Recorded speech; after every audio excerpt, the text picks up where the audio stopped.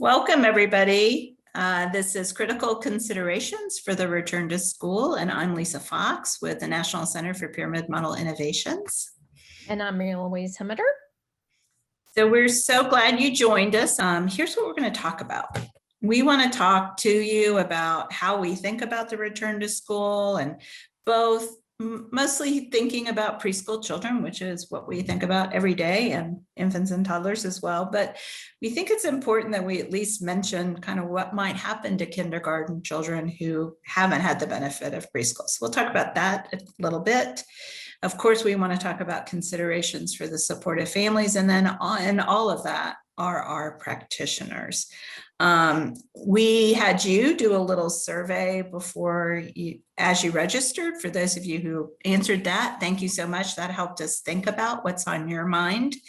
And again, use that Q&A so that we really know what's on your mind and what additional questions you have after Mary Louise and I share things that we're thinking about.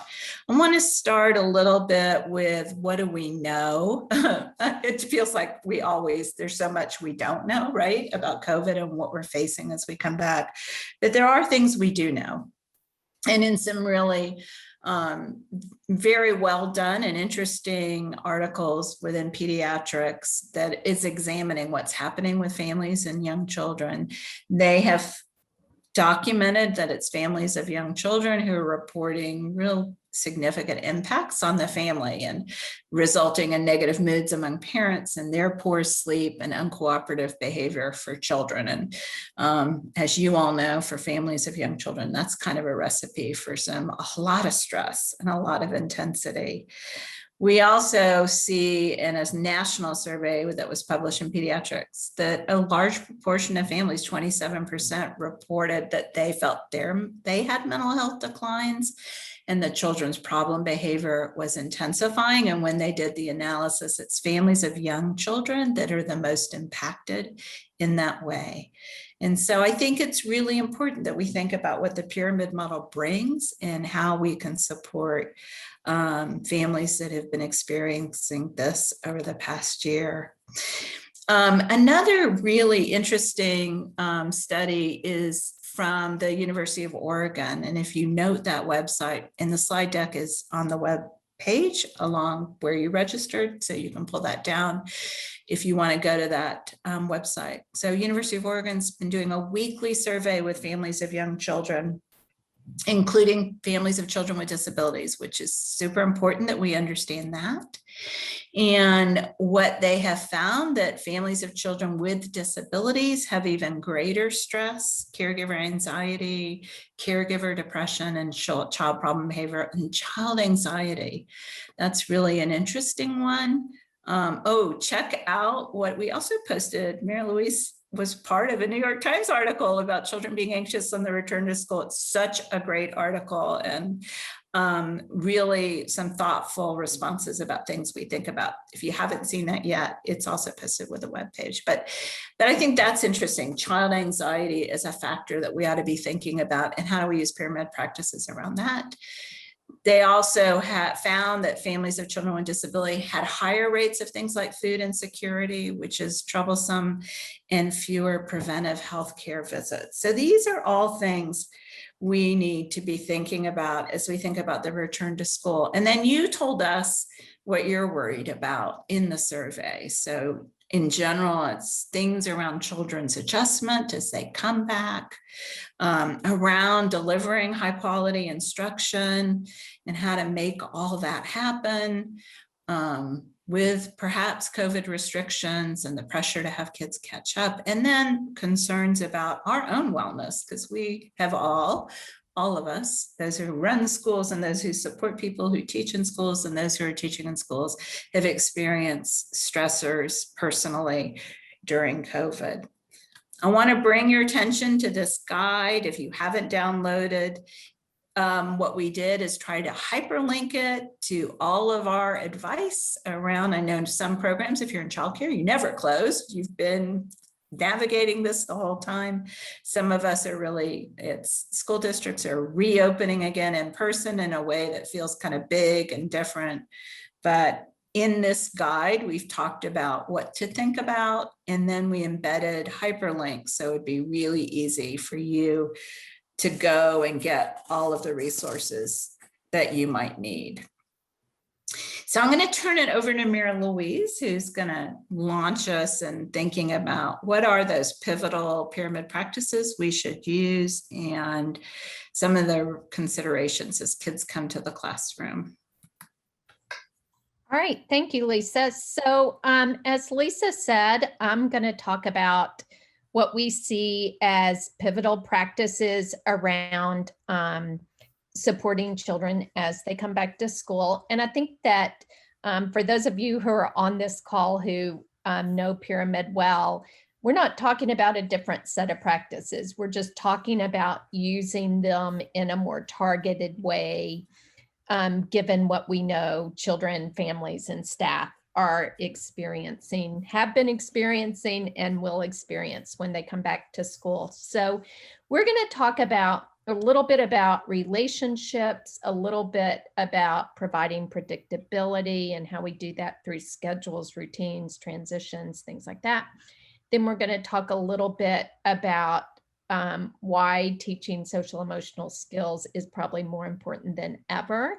And then we're going to end with talking a bit about supporting families and supporting family wellness. So there are some considerations that we were thinking about. You can go to the next slide, Lisa. As we were getting ready for this webinar, and in part for sure, based on some of the comments you guys had. But, you know, I'm not going to read you the slide. You can read these, but I want to just kind of make a couple of points related to these questions. So one is that, and maybe the most important one, is that we expect children are going to have a hard time. And that means that we expect that children are going to have difficulty separating from their parents. We expect that children are going to have big emotions and they're not going to know how to deal with those big emotions. We expect that children are going to have a hard time with new routines and new requirements related to masks and social distancing. We know that some of the things that we're going to expect children to do at school may not be consistent with what parents expect children to do at home. We know that some children are going to have problem behavior from day one. And I think that for us, what we want y'all to think about as we're talking today is about the importance of being ready, of us being ready for children. So none of what I just talked about in terms of what we know is going to happen at the beginning of school should be a surprise. And so what we need to do is kind of put our pyramid model lens on and think about, how do we get ready for all those things? How do we get ready for children who are going to have a hard time coming back to school? How do we have a hard time around kids who are going to have big emotions? I want to say one other thing related to this, which is that I know we have a few kindergarten teachers and school administrators on this call. And I think that one of the things we hear in the news a lot these days is, what are we going to do to catch kids up? What are we going to do about kids who have lost a year? And what we want to be really careful about is recognizing that children aren't going to learn any of those academic things if they don't feel safe at school, and if they don't know what is expected of them at school, and if they don't know how to communicate their fears. And so we're really going to talk about, how do we set children up to be ready to learn and recognize that some of those first few weeks of school might not be about academics. And then one more thing before we kind of move on is that I want you to also be thinking about the fact that our staff, teachers, teaching assistants, related services folks, everybody coming back to school has been through COVID. And I think that as much as we want teachers to be ready for children, those of us who are administrators have to be ready for teachers. So how do we set teachers up to be successful? So those are just kind of some background things. And so Lisa has moved the slides here. One of the things that we know is going to be most important is really focusing on relationships. And we know that this is going to be more important than ever, because we know that helping children feel safe at school is going to be critical to children being successful. We need to be ready for children to fail, to have a hard time on those first few days, and we need to be ready to support them. And then the other thing I'll just say about relationships is that I feel like we've got to be really intentional about making sure we're working on relationships with all the children in our classroom. And you can go to the next slide, Lisa, to think about the fact that that we're going to have children who come in who are kind of going to demand our attention, right? They're going to have what we consider to be kind of externalizing behaviors that look like crying, and behaviors that look like taking toys from their friends and not following directions and things like that. But we're also going to have children who are scared, who might be withdrawn, who might not demand our attention. And so the relationship practices that we think of around having supportive conversations with children, spending positive time with children, giving children positive feedback, we're really good at those things. Most of us who are teachers know how to do those things. And the question is, how do we make sure we're getting those to every child in the classroom? How do we make sure we're, the children who are less engaged with us, that we're working to build relationships with them?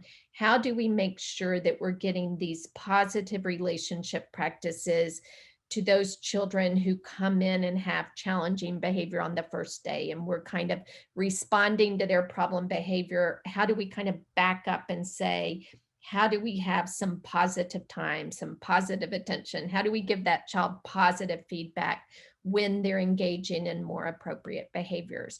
And as I mentioned a minute ago about the importance of being thoughtful about administrators being thoughtful about what supports teachers are going to need to do this. And I'll continue to talk about that a little bit more as I go along.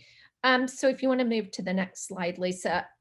So in these slides, what we have attempted to do is just raise some big issues that we think are important around the way that we interact with children and families and colleagues during those early days back to school. And so on this slide, we've got some specific ideas for you, but I think what we think about a lot related to relationships is being sure that we're spending more positive time with children than we are redirecting them, correcting them, having less positive interactions with them. And I think as we talk through the rest of these slides, or the rest of this webinar, we're going to be thinking about how do we set up schedules and routines and things like that.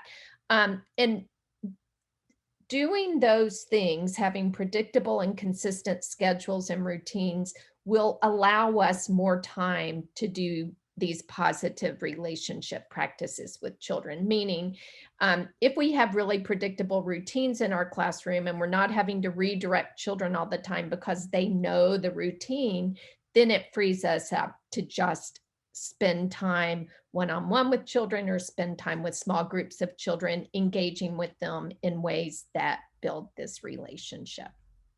All right, next slide. So we have kind of throughout this PowerPoint included some materials that will give you more specific ideas about how to do the things that we're talking about. And we recognize that our time is short today and we can't go into a lot of detail about it, but we did want to make you aware that those things were available. All right, next slide.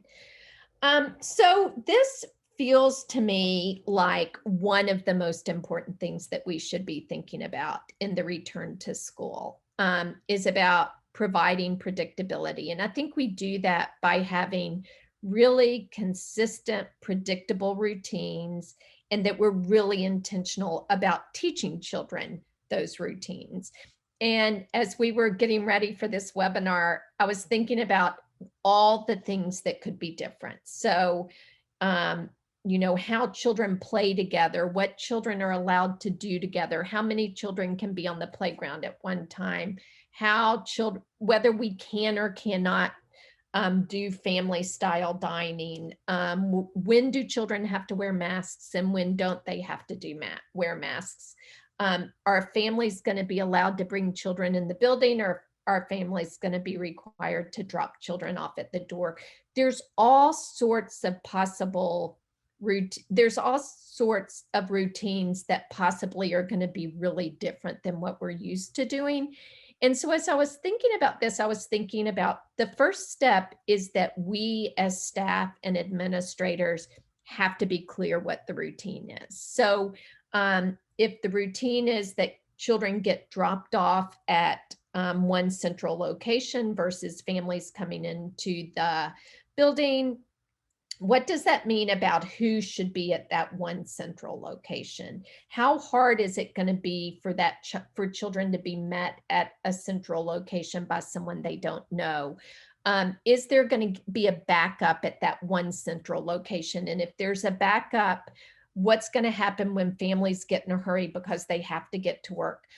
Those are the kind of things that are going to make the day start off badly for children and teachers if we don't have that clearly defined. So while I think that while I am going to focus on how do we create consistent and predictable schedules and routines in the classroom, I think it's important for us to recognize, and I know we have a lot of administrators on here, that our classroom schedules and routines are embedded into a school's schedules and routines, and that teachers can only create safe, consistent, predictable routines if the building has consistent, predictable routines. So I wanted to just kind of think about that from the beginning.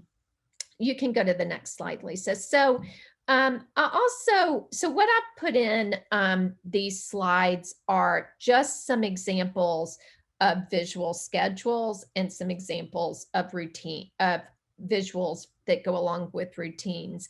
And rather than there's just a couple of main points I want to make about each of these. So one is not just about having a visual schedule in your classroom, but it's about teaching that visual schedule to children, and it's about helping families learn that visual schedule.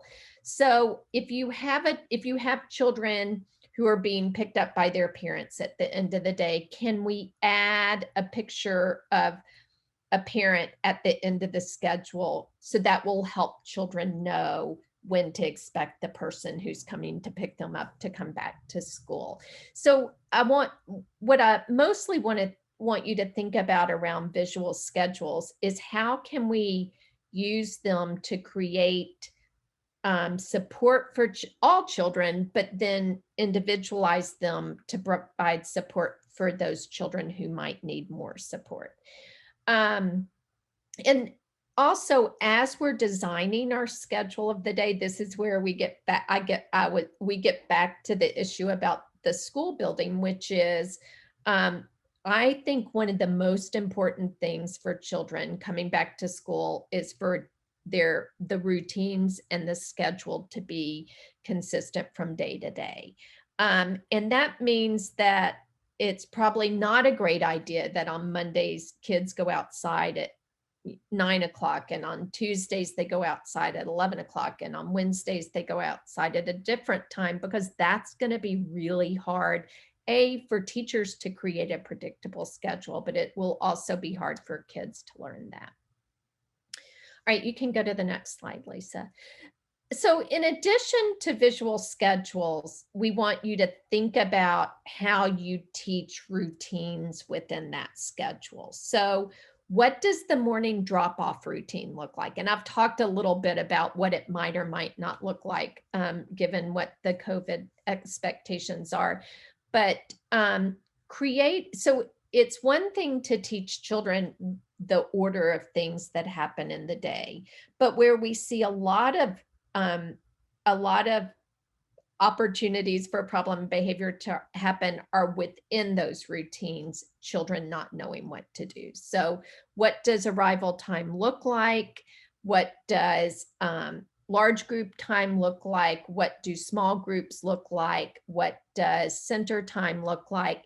And it's not that you have to create a visual for every single activity, but it is important that you think about how are you going to teach children the expectations of each activity. So, and some of that may be more important, may be more difficult given potential COVID expectations around whether children can share materials or not, or whether children have to maintain some distance or not, whether children have to wear masks in some activities and not in other activities. And so just be thinking about, first of all, if children have come to school, but prior to COVID, this is all going to be really different. And if this is children's first time in school, how do we also teach them what to expect in each of those routines?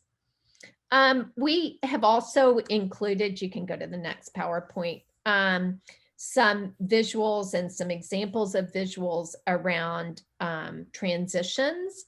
We know that a really hard thing for kids is going to be transitions. And if you've heard me talk about this before, you know that I think that we should reduce the number of transitions children have in a given day. But when children have a transition, what are we doing to help them be successful during that transition?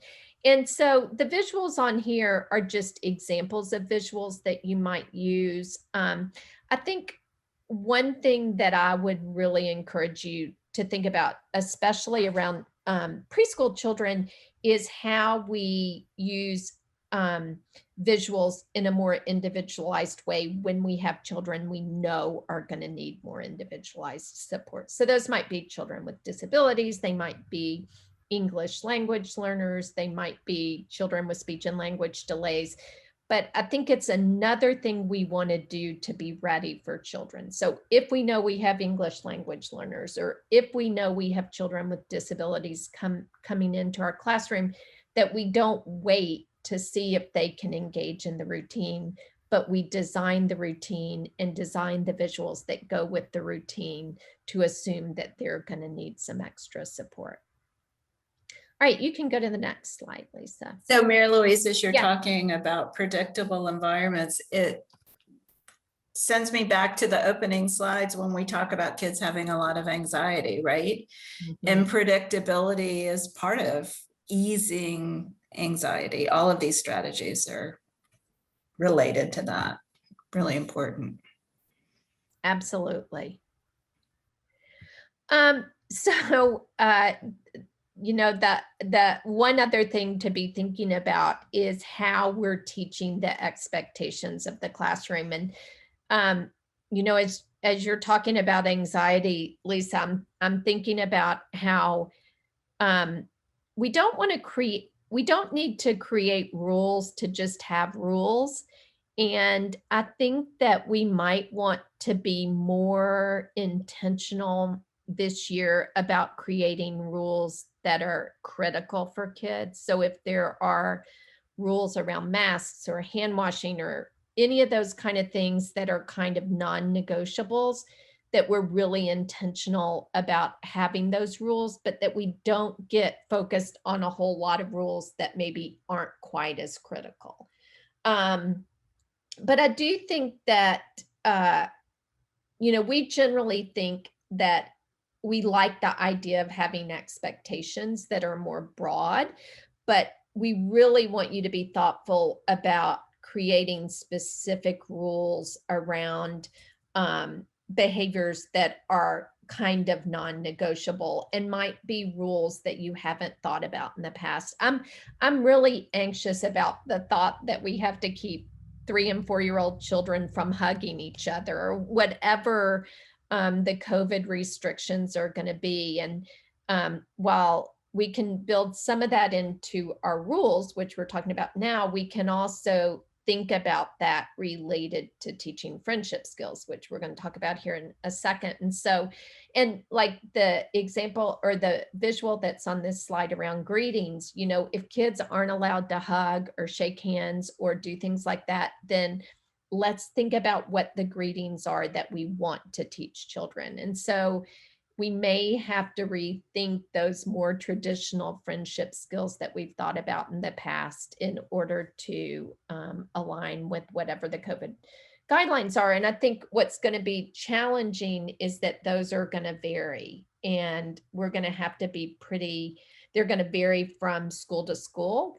They're going to vary from grade to grade, and that we're going to have to be really intentional about teaching those things to kids.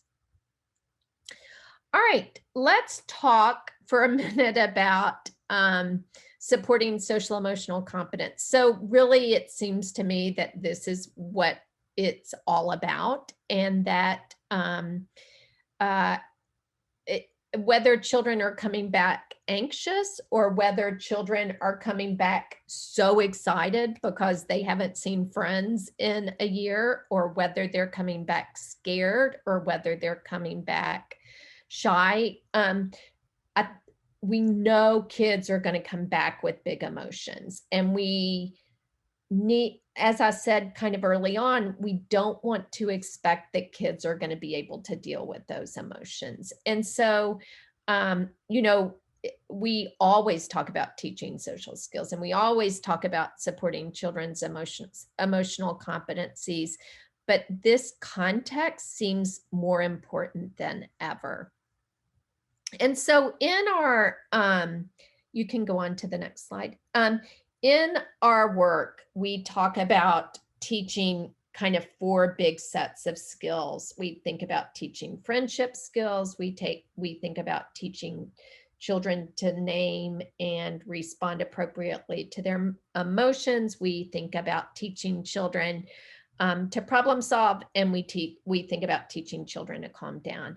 And you know, when I think about that, I think about that's a lot for little children to learn. And they're not going to learn it all on the first day, and they're not going to be good at it all in the first few weeks of school. And so while I can talk a little bit about each of these skills, one thing that I think is important to think about is, what are the things we could teach from day one that might help children be more successful? So, for example, maybe teaching children some calm down strategies is something that we want to teach children from day one, right? When you're feeling scared, or when you're feeling mad, or when you're feeling anxious, you can always get a teacher. You can always go to a quiet space in the classroom, or you can always get a book and look at a book. They could be whatever you want them to be. But what if we taught children from day one, here are 3 things you can do when you're feeling these big emotions, right? So it's not teaching them the whole the whole calm down process, the whole Tucker the Turtle anger management, but it's giving them 3 kind of salient strategies that they can use in a variety of different contexts. And so I'll talk a little bit about each of these, but mostly I just want to communicate the idea that we should be starting with what we think children will learn and can use from day one as they're learning these more complex skills. So certainly friendship skills are something that we think a lot about in early childhood classrooms. We've been thinking about this in our work, thinking about how to do pyramid in kindergarten classrooms. We've been thinking about what those friendship skills or peer relationship skills look like. And I think that, you know, those can be things like taking turns, giving a play idea, helping a friend, getting a friend's attention, asking a friend to play, can be all of those kind of skills.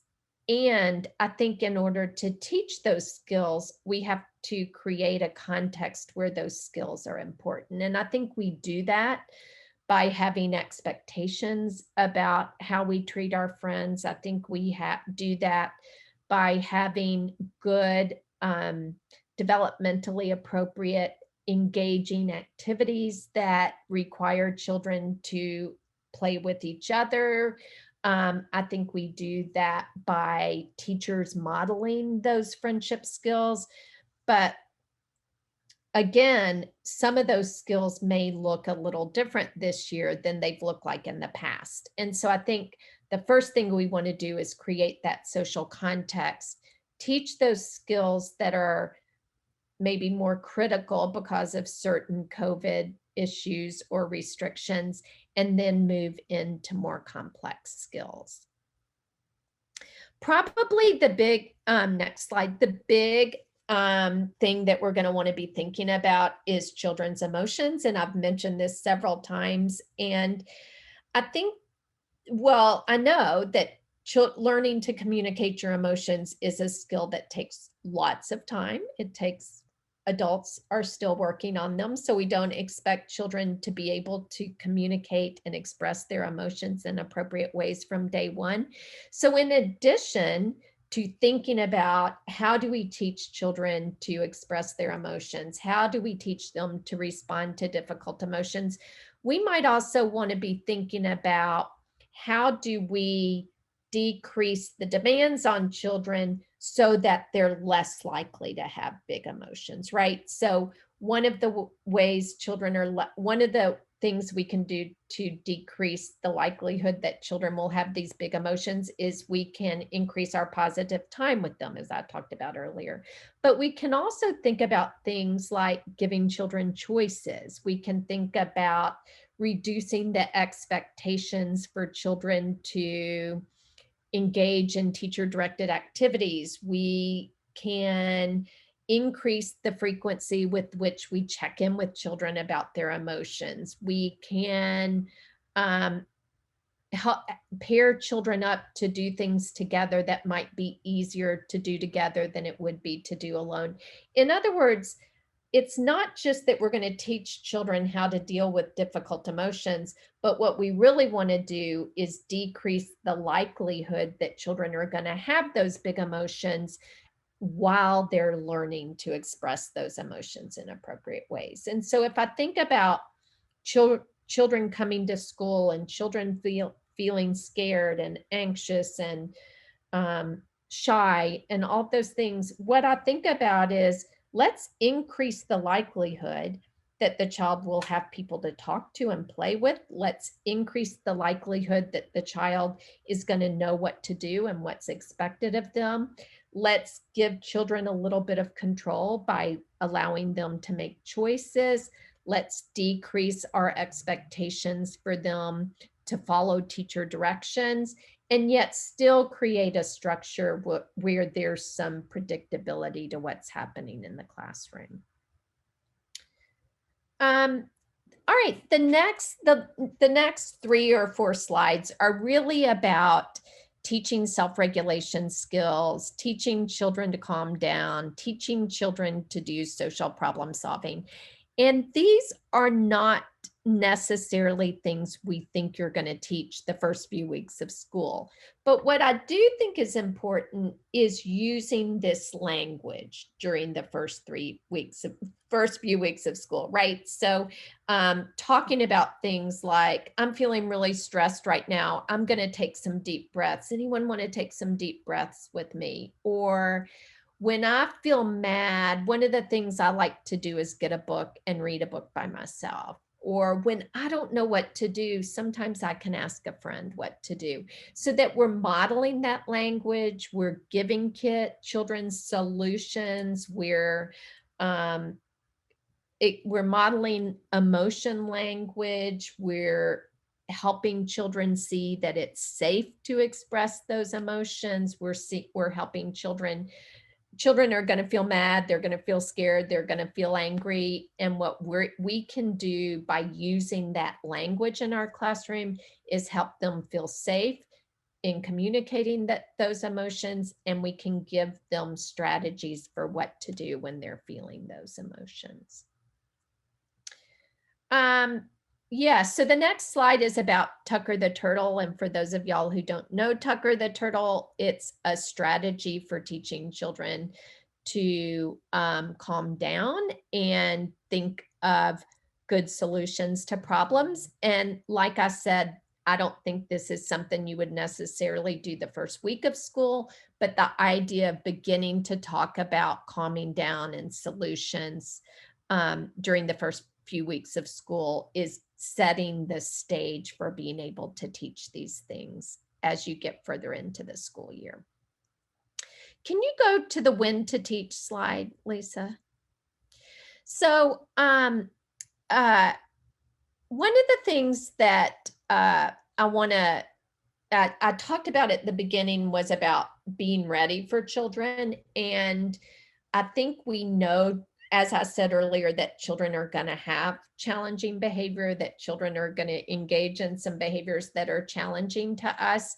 And something that I always like to remind teachers about is that we want to teach social skills, friendship skills, calm down strategies, those kind of things as a prevention to problem behavior. And so this graphic, you can go ahead and put it up, Lisa, is really the notion about when should we teach social skills and emotional competencies. And if you kind of think about where those green arrows are on this graphic, you know, the time that we should teach social skills or talk about social skills or talk about emotions is when there's not a problem, right? And so from the minute children walk in the classroom, we can be talking about, I'm so excited to be at school, or it was really sad to me this morning to leave my my child at his childcare program, or I'm very excited about the first day of school. That those are all kind of where those green arrows are on this, right? They're about prompting children, talking to children, teaching children those skills before there's a problem. And often what happens in classrooms is that children, we miss those what we consider to be teachable moments, and then behavior escalates and we want to teach. That's what's at the top of this graphic. We want to teach when there's a problem behavior. And what we know is that that is just really not a teachable moment, meaning that when children are really elevated, their emotions have escalated, they're scared, they're sad, they're mad, those kind of things, that what we can do then is help them calm down. But if we really want them to be able to calm down independently, that we've got to give them lots of practice calming down, even when they're not highly escalated, right? So if we think a good calm down strategy is to take 3 deep breaths, then why don't we start out every day in the classroom practicing taking 3 deep breaths? Not because there's a problem, not because anyone's feeling anxious at that minute, but because if they learn to take 3 deep breaths, and we see a kid who's where this yellow arrow is, meaning a child's behavior is beginning to escalate, if we practice taking three deep breaths, then we can say, Lisa, this would be a good time to try to take 3 deep breaths, right? And so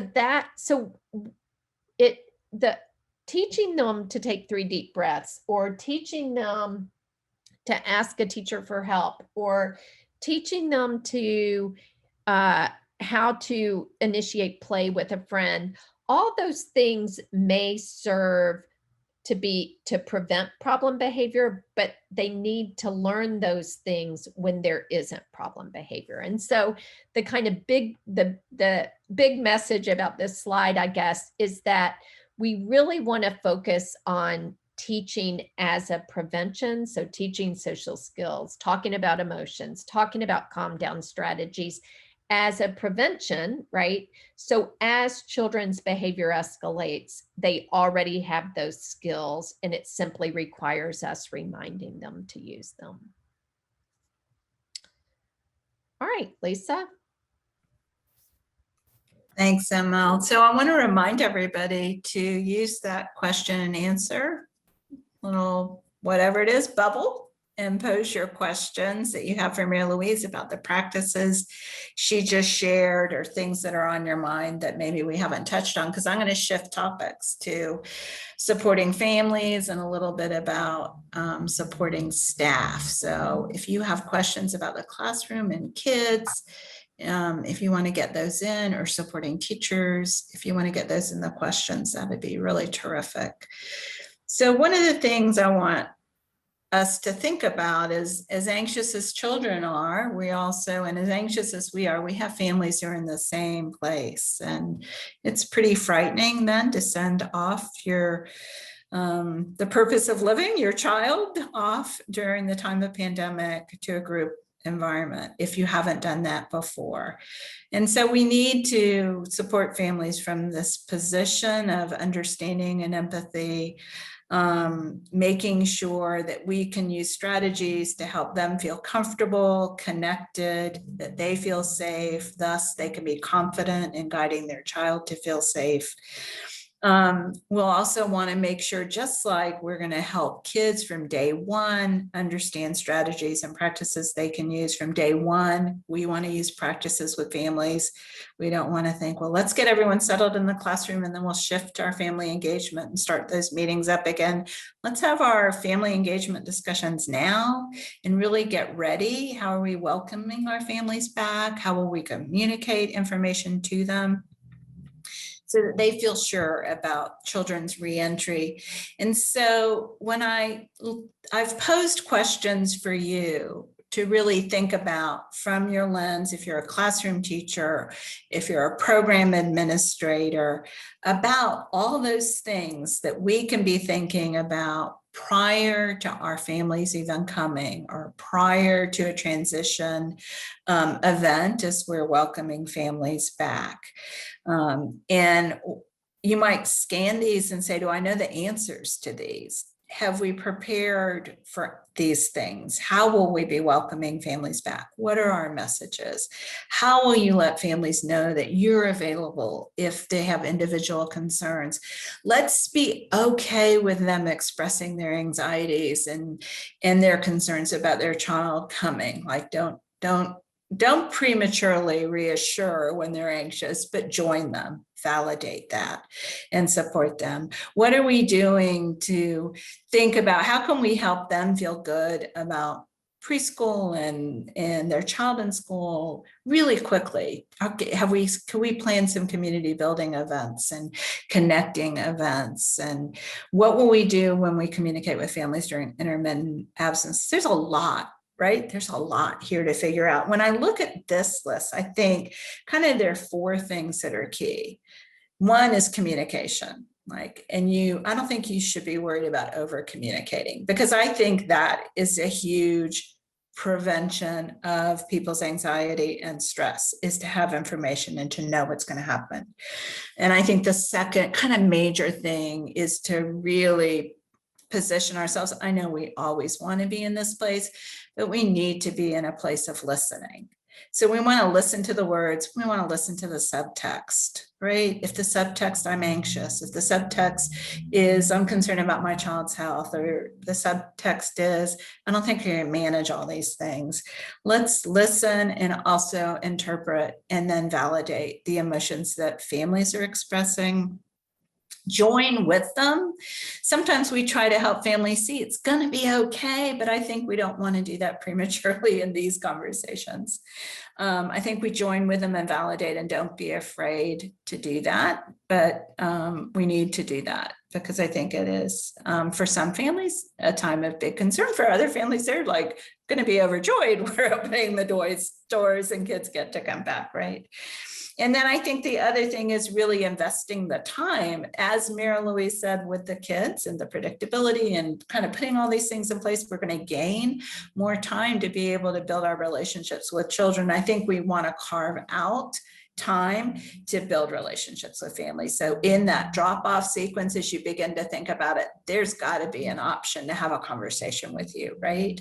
Or if that's not the place, is there another time where families know that they can reach you and we can have those conversations? I just think in a particularly stressful time that these are things we've got to pay good attention to, be planful about, and of course, do them ahead so it's set up and we have that predictability as we get started.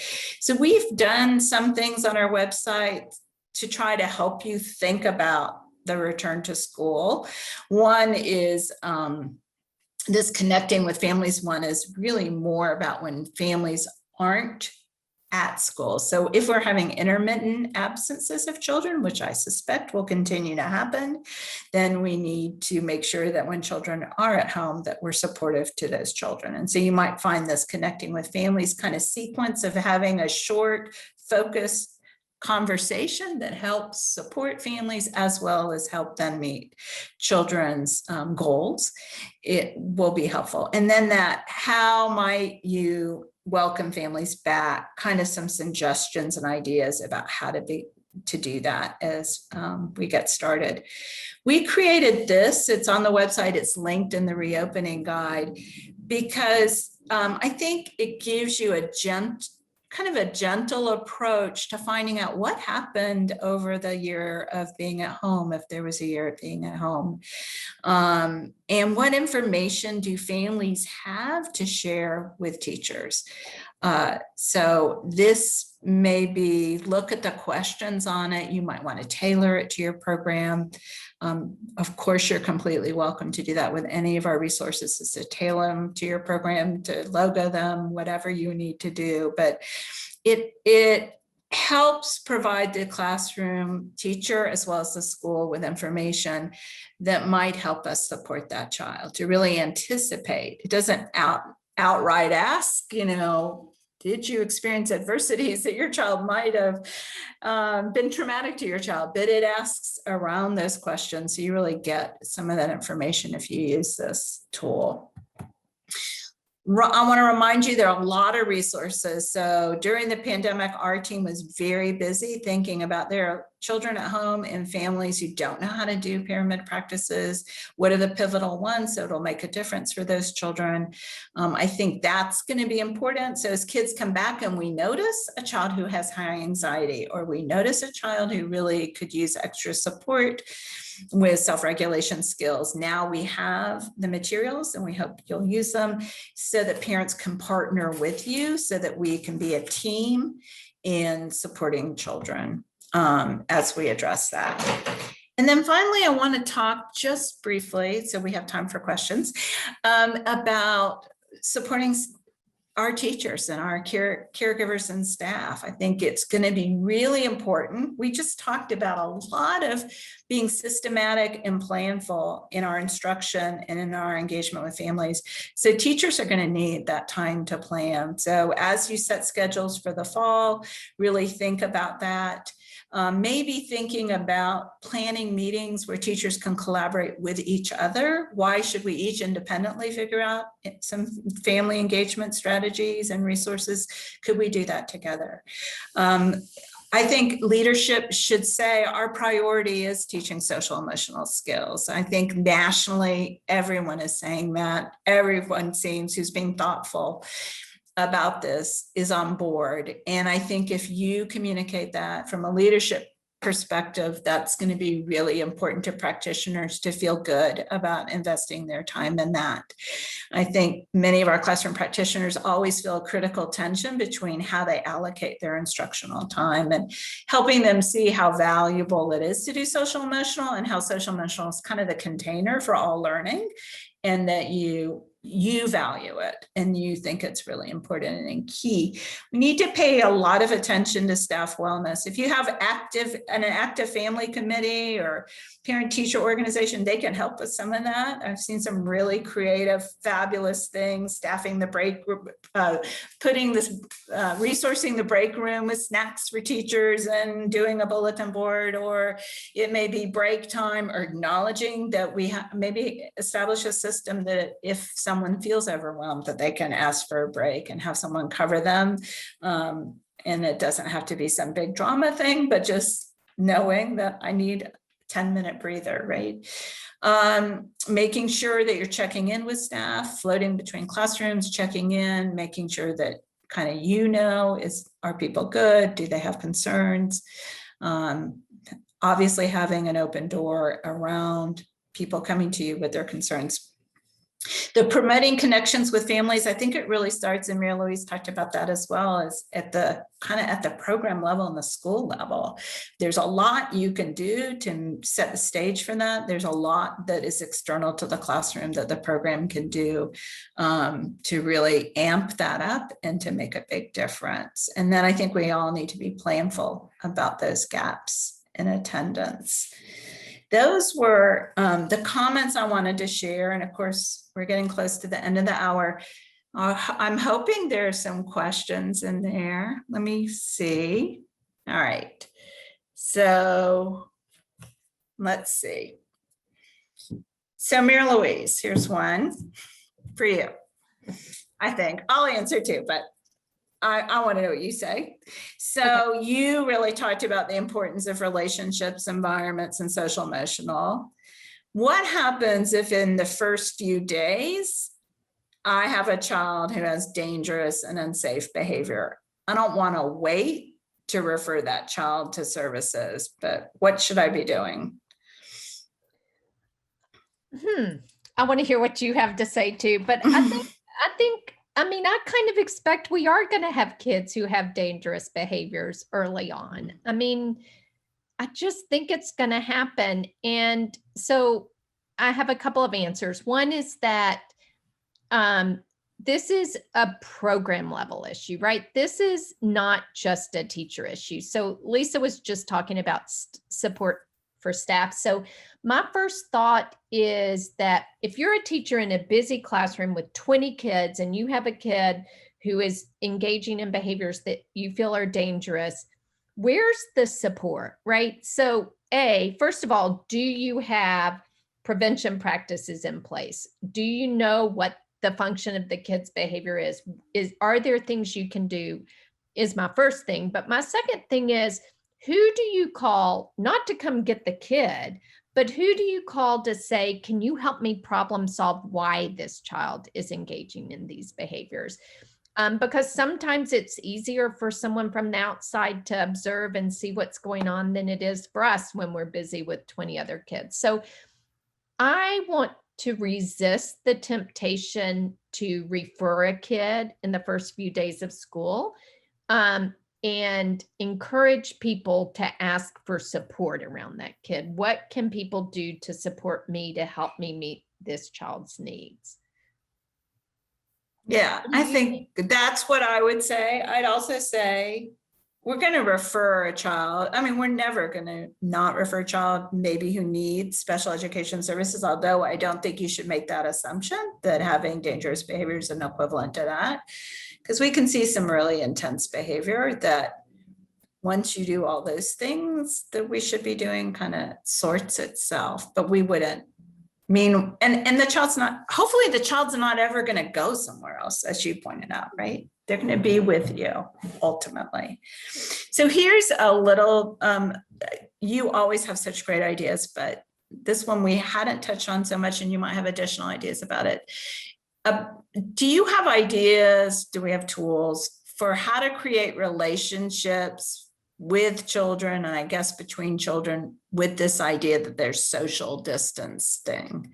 I think one of them was that greeting board, right, that we shared. But do you have additional ideas about if we're not supposed to touch each other, if we're supposed to stay 3 feet apart, how are we going to guide children? Well, so I think in terms of adults and children, you know, we can still read books to children and be on children's level and look at them in the eye and talk about things they're interested in. We can still do all that stuff, even if we have to maintain some distance. And for children, you know, I think we just have to make it easy for them. So what if, I hope we're not making children socially distanced, but I know in some places we're going to have to. What if children have a mat, like a carpet square, and you put carpet squares down and they can both do the blocks, but they have to stay on their carpet square or something like that? Because I think we're never going to be able to say to kids, you need to stay 3 feet away from your friend, but we could say, you need to have an arm between you and your friend, right? That if you can touch your friend, you're too close or something like that. But think it changes what children can do together at all. It's just, we have to help them understand distance. And so Right. if distance is the issue. Yeah, and I think, all the activities, so you could do many more buddy activities. Everything could be get a buddy and do X, right? Find a buddy to do this. We can do all those lovely things about, draw a picture for your friend and think about your friend and talking about friends. I mean, I think there's a lot of stuff that helps you feel connected, even if you can't touch, right? Yeah, and I was thinking the other day, I saw a teacher just, I don't know, in some videos sitting across the table from a child, talking to the child. And I thought, gosh, you could almost pretend like you were interviewing a child, like a news person, would you? And Oh, yeah. imagine if you're sitting across and you could have kids do this, right? That you're sitting across the table from each other and you're like, tell me your favorite thing you did this summer. I mean, that's what's important, not whether you're touching each other. I just Right. think we can do so much of what we do, even if we have to maintain some distance.